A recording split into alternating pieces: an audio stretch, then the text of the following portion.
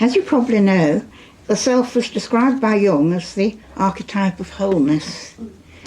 That is, an archetype or centre of organisation in the unconscious part of ourselves that contains and facilitates growth and gives rise to creative drives and development. That's really Jung's definition of the self, or part of it. The last time I gave a talk here, I spoke about the action of the self as compensatory or paradoxical, and on the ways we can call on the self to compensate conscious attitudes and ego-centred attitudes, and also about how these seem to change in contradictory, paradoxical ways. And when I say paradoxical, the ways can be quite positive, like sudden solutions appearing to problems, or when we sleep on them, or when we stop for a moment looking directly at a difficulty, a solution may suddenly suggest itself. Of course, those are the times that we remember most, and we often forget or suppress the times when the opposite happens. So we tend to, if we say these are the actions of the self, which I think they are, they come from very deep down, we tend to emphasise positive actions like holding and nurturing and bringing order, and images that go with that, like images of completeness and totality, and the good outcome, the good creative urges that it gives rise to. But when the unconscious part of ourselves balances conscious attitudes, it's just as likely to give rise to amazement and contradiction as it is to give enlightenment and meaning. And that's really what I'm talking about today. You'll all have expected the unexpected paradoxical feelings that can catch us unawares, and sometimes they enlighten and enable us to do things, but sometimes quite the reverse. So I want to talk about that different and perhaps more difficult or unwelcome aspect of the paradoxical self. That's its negative action. Now I'll look at the way the self can attack linking and holding and communication, but I'll also consider how this negativity can be seen as part of the development of the personality. It's just because the self has got this quality of wholeness that it has negative activities, of course, as well as positive ones.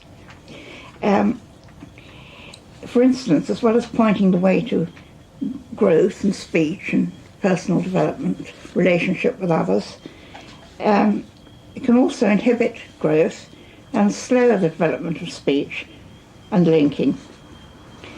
In fact, it can hinder all the ways of communication with the other that are commonly thought of as arising from the action of the self. Now, when I talk about the other, I mean not only another person, but also unfamiliar situations and happenings, and mysterious feelings and strange ideas. The other has degrees of otherness, and I suppose the ultimate other is God.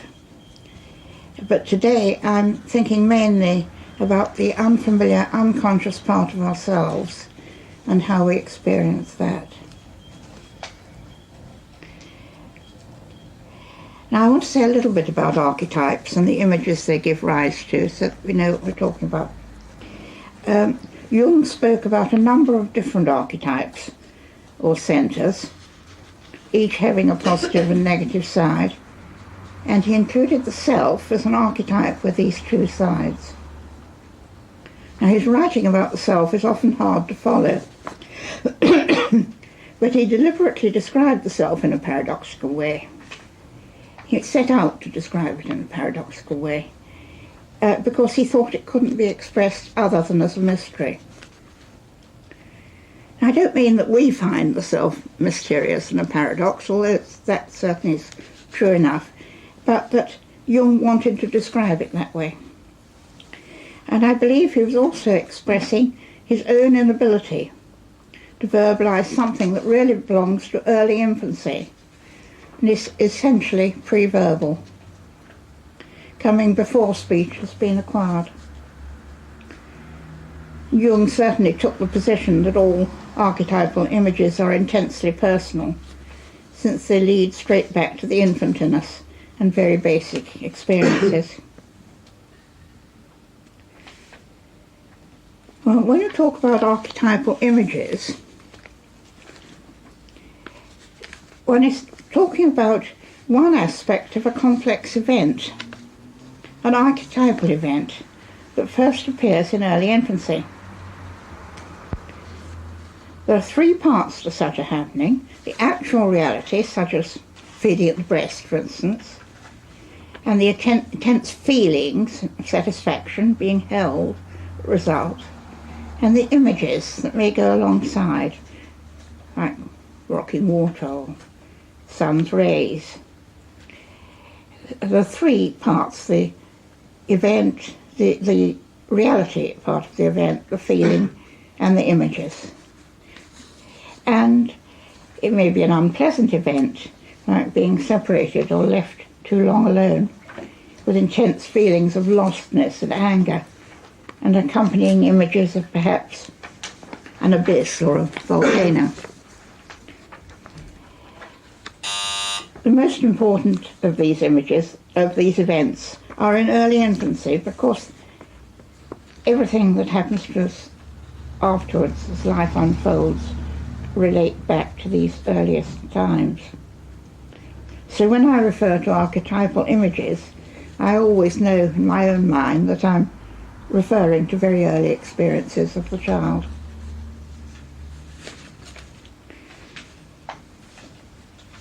Feelings, and often very negative ones, often seem to arise spontaneously, as when we find ourselves doing or saying something we never consciously intended. Things happen to us without our willing them, and there are times when nothing seems to make sense and nobody seems to understand what we say. We can feel unable to communicate our thoughts to others, or to understand what others are trying to convey to us. And this can result in a kind of stuckness where we feel trapped and not in control.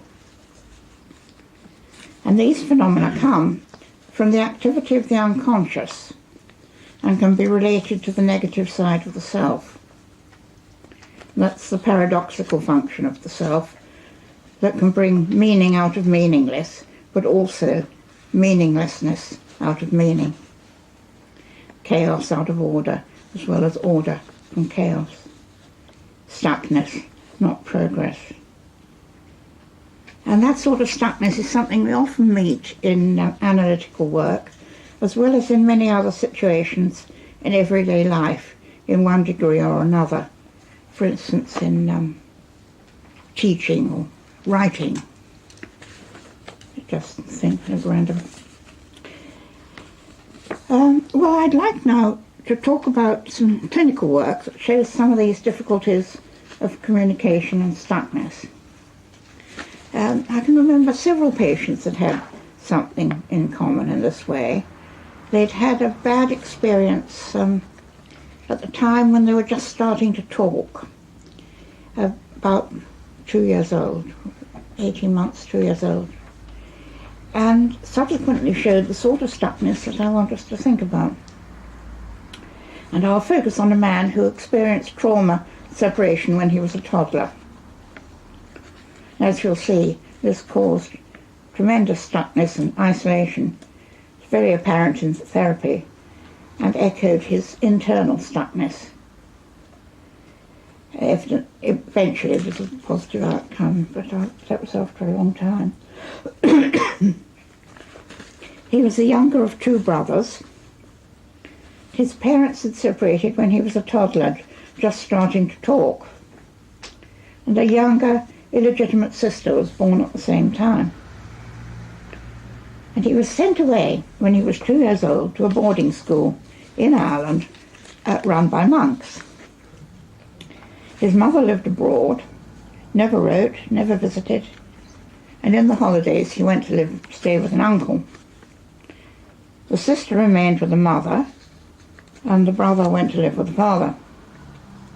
And there were family secrets that were never to be spoken about the illegitimate birth and about the separation, and those secrets that never really knew what the secrets were. They just never came to the surface at all.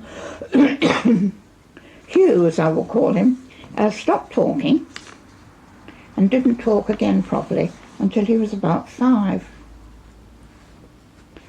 When I knew him, he was a pleasant but vague man with dark glasses. He appeared younger than his years. He was having difficulty with his work, although he was very intelligent. And he liked running, a comparatively solitary sport, and loved the countryside, and was married somewhat shakily with a son of 2, same age that he was when he went away. I think this is why he came into therapy at that time. The school was a bleak place. There was no fun, no toys, few books, and although the education was good, the monks were very strict and liberal with corporal punishments. These, however, were the only form of physical contact. Touching each other was forbidden, and making special friends was not allowed either. Nor could the monks themselves be spoken to, and their hands were covered by their habit, so there was no friendly hand there. Several of them were Poles and spoke halting English. Others spoke Irish. To make matters worse, they didn't remain long at the school and returned to France, and new monks took their place. And at home, Hugh's family were always on the move, and he never knew where they were. Even his uncle didn't know their address or why they moved. And Hugh felt, and in fact he was made to feel really, that it was his fault that his mother didn't want him. He felt he couldn't trust her ever to remember him or want him again. He became quite self-destructive, spoiling anything good he did. And he learnt to make himself invisible, live in his inner world. And he did this, he isolated and distanced himself because it seemed safer. Now when he came to me, the first thing that struck me was that I couldn't hear a word he said. But after a while I got a hearing aid because I thought I must be going deaf, and all my other patients now seemed to shout, but I still couldn't hear him. And perhaps it wasn't too unusual, but neither could he hear me. He couldn't hear what I said either. And if he did get what I said, he almost always either misunderstood or said he didn't understand. He couldn't tell what I was saying. And if I ever caught what he said, I most often couldn't follow the drift of it. His train of thought didn't seem to hang together, and there were non sequiturs, and he went from one subject to another so rapidly that I couldn't follow the links. He had curious syntax and frequent malapropisms. His thoughts seemed to be disconnected with Knight's jumps and obscure links that I couldn't follow. He was often at a loss to find words, even to attempt to express himself, though he clearly wanted to do so with part of himself. And his behaviour showed the same sort of ambivalence. He would cover his mouth and his face with his jacket, with the lapels of his jacket, and then he would turn his back on me so that I couldn't see him speak. And though he came regularly, he was very keen to come, and he quite obviously wanted desperately to communicate with me. but something destroyed it all the time. And although this picture suggests schizophrenia,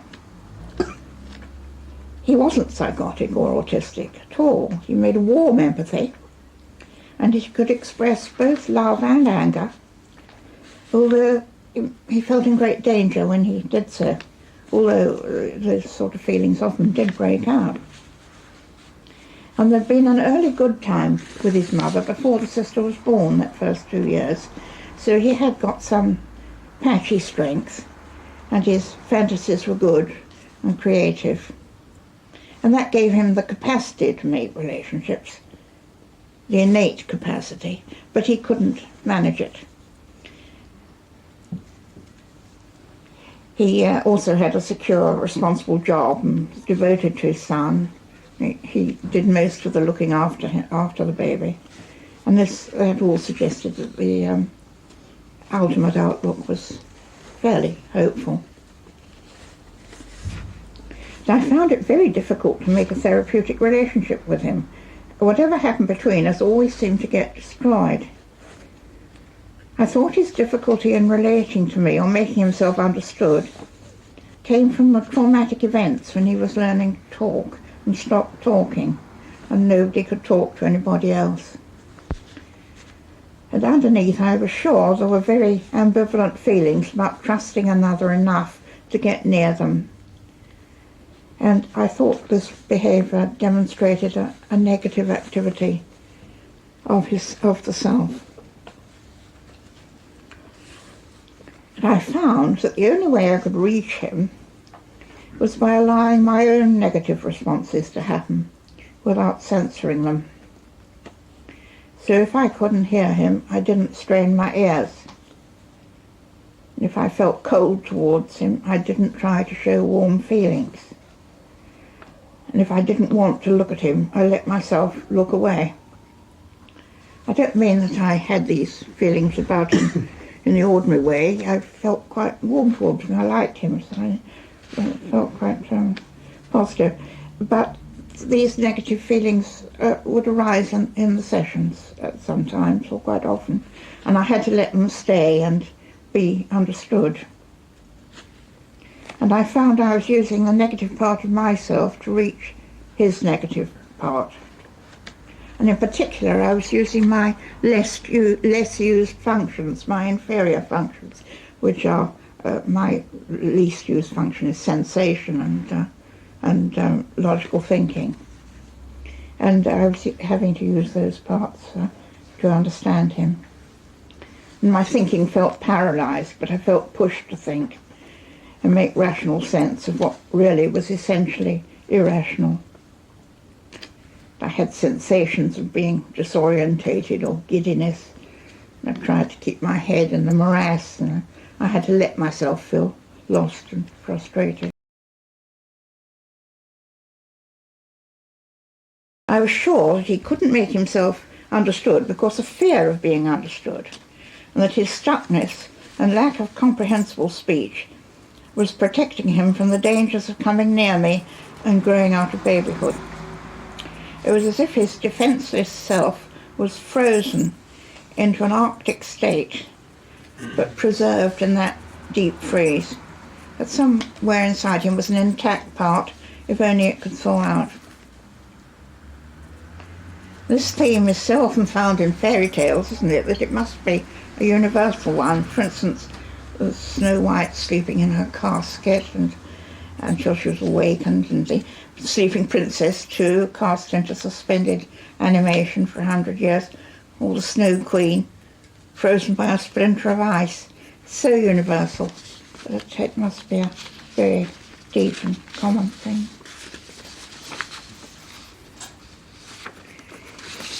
Oh, I'd like to look at the ideas from a different point of view. I'd like to look at these two pictures that we've got.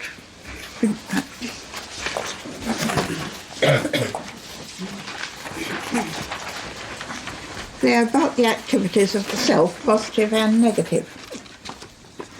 So the first one is from, if we look at the first one on the left first, the two, with the couple. These pictures, you know, I'm sure most of you know these, they're a series of old woodcuts about alchemy that Jung uses in his essay, The Psychology of the Transference, and he uses it to illustrate the encounter between opposite sides of the self during the process of individuation, to symbolise the encounter of the unknown and with the other.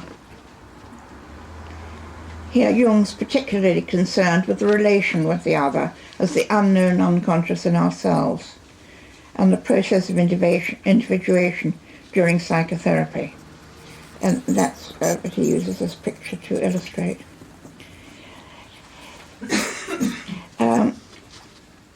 In individuation, you know, we learn to have exchanges with the unconscious and to take back parts of it that are projected onto other people or situations, and to bring together and integrate the positive and negative sides of the psyche. And in the picture, the opposite sides are shown as male and female.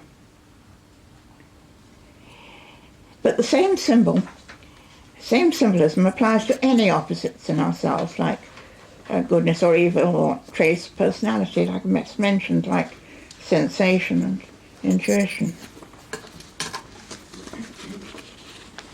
Now you'll see in the picture there's a third bird, a dove, hovering between the couple. And in alchemical writings is one of the signs of the metal mercury. It's a metal that's thought to help in the process of turning base metal into gold. But Jung sees this bird as a symbol of the spirit Mercurius, as a personification of a part of the self that contains and joins and facilitates communication. And a couple, they're not looking at each other, but their left hands are joined, and their right hands hold flower stalks that touch the other person. They seem to be communicating rather formally and distantly. And the bird, Mercury, is helping with a third flower stalk that completes the pattern. He's adding his blessing, as it were, with his magician's wand. He's enabling the people, to acknowledge and touch each other and to exchange feelings and thoughts. Well, if you look again, it can be looked at in quite another way, as quite ambivalent. Couple are really very stiff and distant, and the flower stalk seems to be keeping them apart, even teasingly pushing away the other's face. And although they're holding hands, it's with a left or sinister hand symbolising their dark side. And when we think about Mercury, it's apparent that his flower stalk is pushed in, keeping them apart. He mayn't be a magician at all, but a jester, poking fun and masquerading. And although the alchemists had faith that Mercury would turn lead to gold, we've got to remember that metallic mercury quicksilver in fact turns gold black, and that this mercuric paradoxical part of the self that holds and links can also drop and unlink and distance. So the spirit Mercurius in the picture, the bird, can also be a symbol of the opposite negative function of the self. It can drop, sever, isolate and paralyse, as well as joining and facilitating. There's a side that joins, but another side that compensates or keeps apart.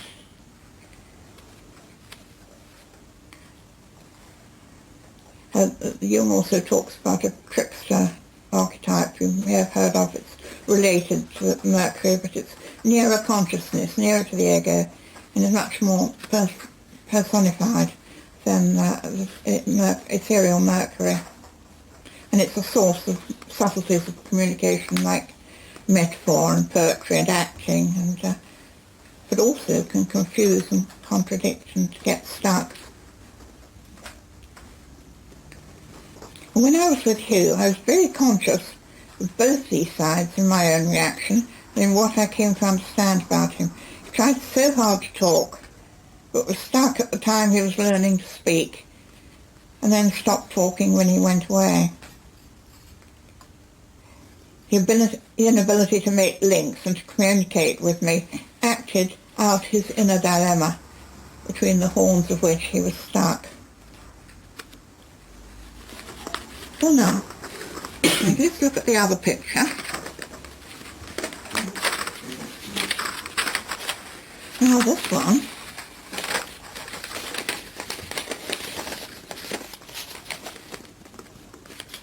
first sight seems more accessible, just to me, perhaps it doesn't even. It seems more accessible because it depicts a lot of familiar everyday situations, everyday mundane activities. But Jung uses it in a symbolic way to illustrate the activities of the paradoxical part of ourselves. And he says the picture illustrates this double nature of the Mercury archetype, showing it illustrating an embodiment of the paradoxical, compensating nature of the self. Now all the activities, if you look closely at the picture, you'll see all sorts of things in it. They're all about turning one thing to another. And some of the activities are making something out of bits, and the others are two-edged, like cutting up things and dismembering things, and birth and death. So I'll look at it together, look at it a little. If you look closely, if you look at the centre, there's a barber surgeon letting blood in the middle, the man with his bowl to catch the blood. And above him there's a woman in childbirth, but she's tied to a birthing chair. And on the other side of the man there's a mysterious figure he may be an inventor. I thought he was probably inventor with a primitive clock. At any rate, it's something. He's making something ingenious. And then on the other side there's a woman teaching a child to read. That's the lady with the umbrella. I don't know quite what the umbrella is. And below her there's an architect making plans for church and city walls, I think. And next to him there's an artist sitting on the far right of the picture. There's an artist painting a Madonna and Child, but next to him there's a coffin. And below there's a metalsmith raising a jug or something, or a bowl. Then above the artist on the right there's a tailor cutting cloth. Then up here on the left hand side there's a soldier in armour with a sword. But next to him there's a severed head, an executioner's block and an executioner's hatchet. And there's food being prepared at the bottom, the banquet, and also musical instruments, table organs for the music for the feast. And then above that there's a butcher, man with an animal on a plane here. It's a butcher cutting up the meat. But Jung thought he was also perhaps was embalming the animal. Wasn't sure. And these activities, although they're familiar, mixed up in a way that puts creativeness and destructiveness cheek by jowl. It's really quite confusing.